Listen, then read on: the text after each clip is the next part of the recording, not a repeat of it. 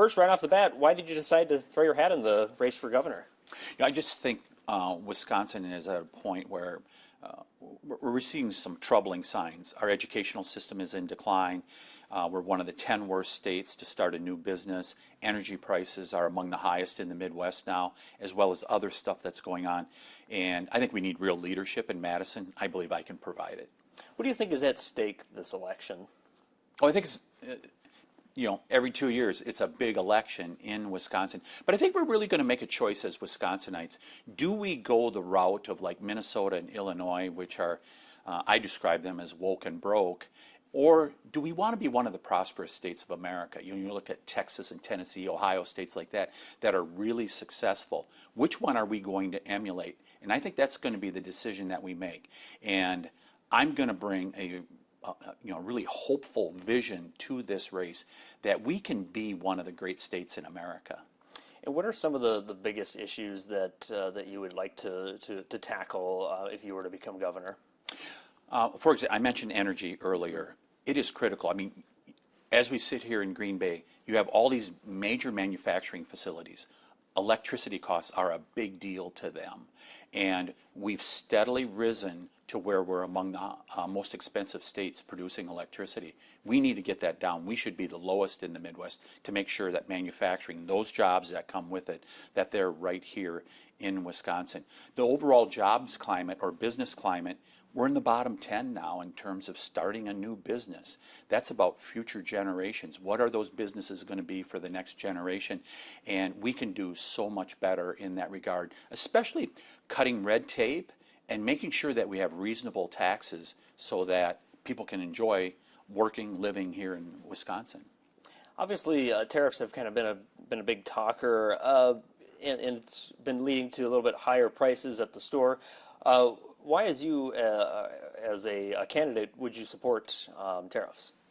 So as I sit in Congress now, I have supported President Trump and the tariffs that he's doing, and it's because of the exodus of manufacturing that we've seen from America over the last 20 to 30 years, and the Green Bay area has not been immune to that.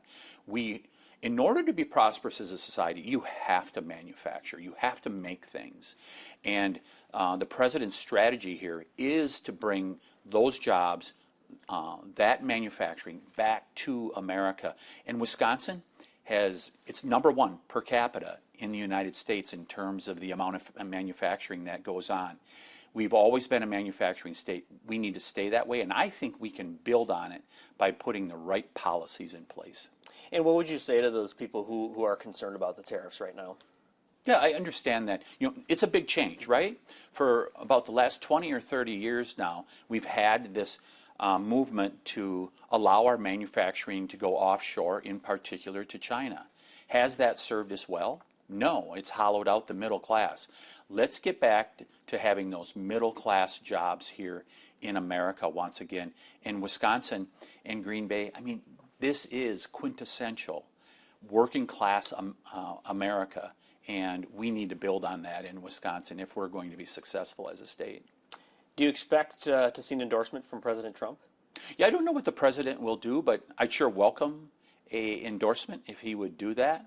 I had a chance to talk to him a little over a month ago. We had a good conversation. His big concern, he wants to make sure that we hold on to all of our congressional seats. But yeah, if the president would choose to endorse me, I'd sure welcome it.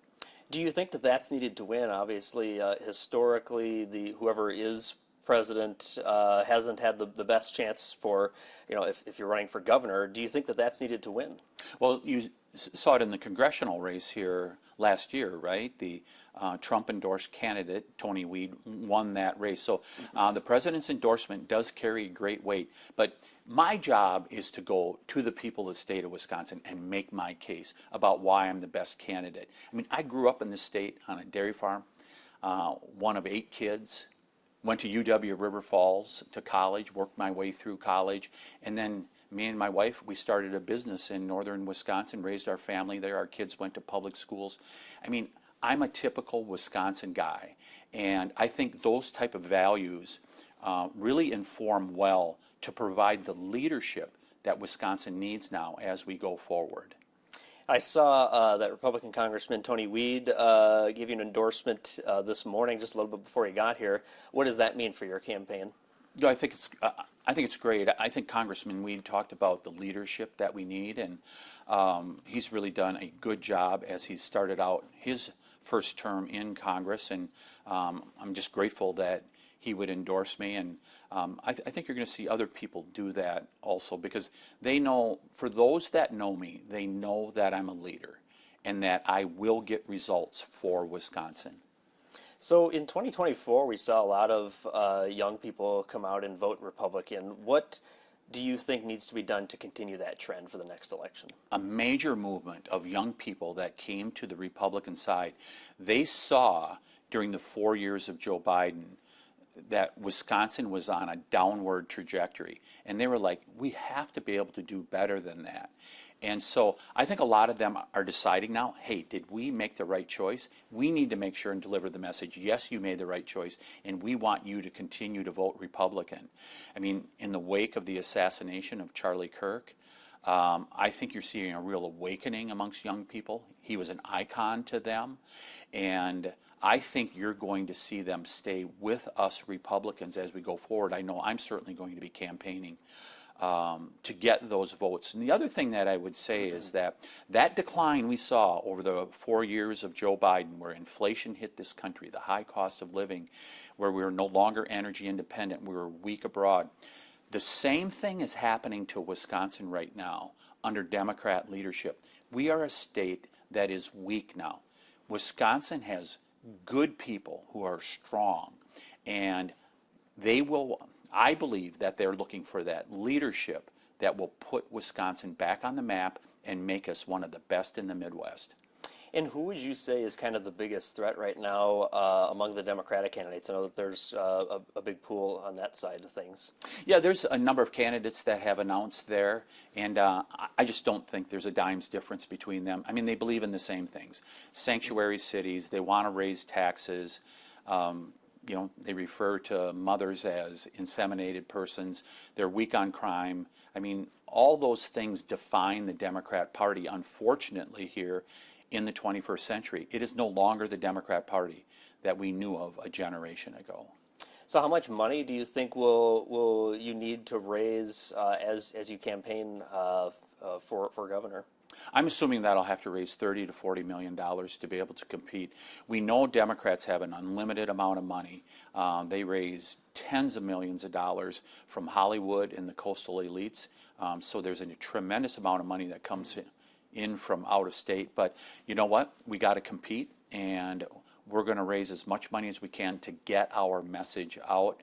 And I expect to be outspent in this race, but I think my message is a message that will be a winner for Wisconsinites, and that's why we're going to win, even if we're outspent.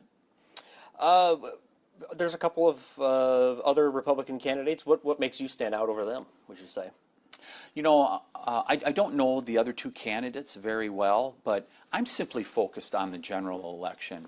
I mean, it's a Pyrrhic victory to win a primary and then not win the general election. I think you have to be solely focused on that general election, and that's what my message is going to be throughout this campaign, is how do we make Wisconsin more prosperous? And that will be the message that I'm going to stay focused on. So what's your response to Planned Parenthood of Wisconsin announcing that it will stop doing abortions because of defunding? Just want to get your reaction to that. Can you give me more context behind the question? Okay, sure, yeah. So they had, I think it was today or yesterday, they had announced that they would stop doing, in Wisconsin, the Planned Parenthood would stop doing abortions because of a lack of funding now. Kind of just looking for reaction to that. Well, and I'm assuming that's because there will no longer be taxpayer funding for them to do that. Mm-hmm. And I do not believe taxpayers should be funding abortion. Now, if they can raise private funds to do that, you know, they're free to do what they choose to. But I don't think taxpayers should be paying for abortions. Okay, perfect. Is there anything else that you wanted to add that I didn't ask about? You know, if people want to check me out, I'm at tomtiffany.com. People can see who I'm all about, and they can certainly contact the campaign if they got questions for me, because I've always been very open with the voters as I've served in the state legislature as well as in Congress, And I try to be honest and upfront with people to make sure that they know where I stand on the issue so they can make an informed vote.